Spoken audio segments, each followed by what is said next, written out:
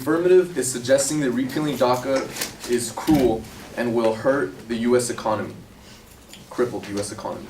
Our argument is that although it sounds like an alarming statement, their evidence doesn't even come close to proving it. Please refer to their first argument. Ending DACA will ruin the opportunity for illegal immigrants who are forced to the U.S. by parents. My first argument is that this argument is incoherent. Ruin the opportunity for what? The statement is vague and confusing and doesn't prove the significance of a problem in the status quo. My second argument is that this argument is irrelevant. These people are illegal, and DACA encourages illegal immigration. Hans von Spakovsky, Senior Legal Fellow for the Heritage Foundation, The Hill, September 1st, 2017.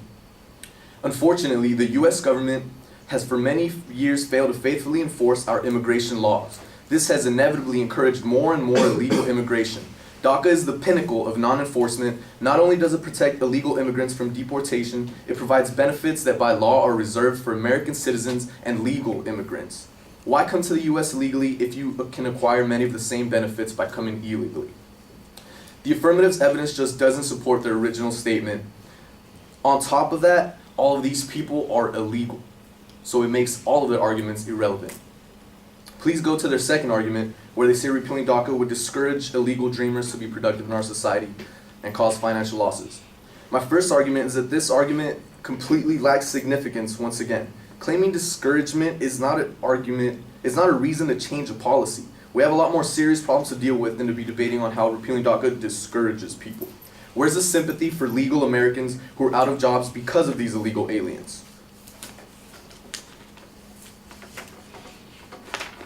The DACA program reduces young Americans' opportunities to find employment.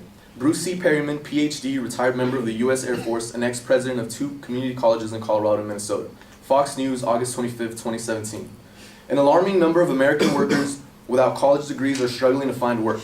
In the first quarter of 2017, nearly 4 in 10 native-born 18 to 29-year-olds without college degrees were either unemployed or not in the labor force. Illegal immigration exacerbates these young American struggles by increasing the number of people competing for a limited supply of lower-skilled and entry-level jobs.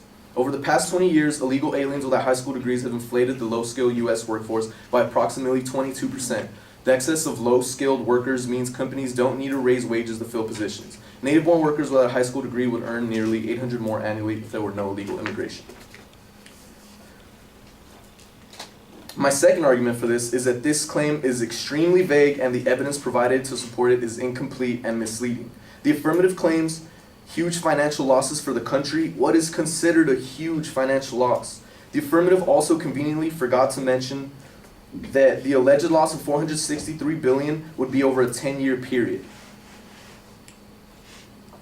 Nicole Perchals-Vajilenka, Senior Policy Analyst for the Immigration Policy Team at the Center for American Progress, July 21st, 2017.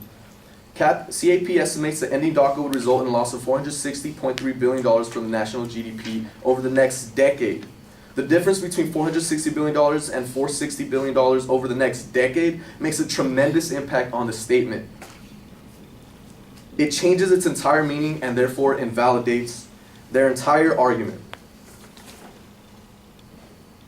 My third argument,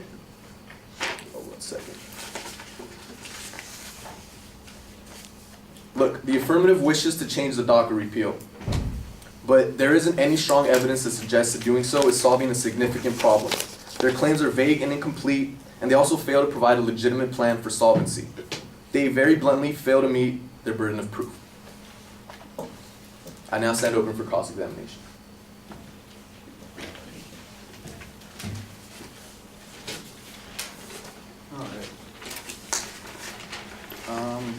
So in your second argument, you said illegal immigrants take our jobs. Is that counting DACA recipients or all illegal immigrants?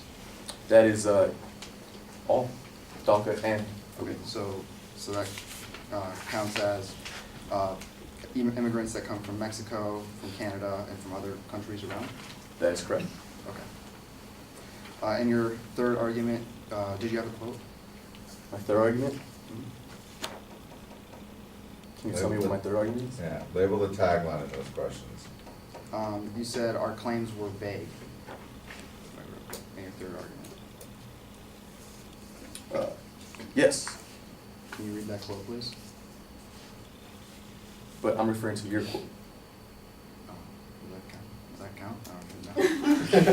I'm He's saying yours is saying vague. your quote is vague. Oh, okay. So His answer is, I don't have a quote to say your quote is vague. You should have that quote. I'm making the argument. I should have that quote. All right, and then that'll be it. All right. Excellent.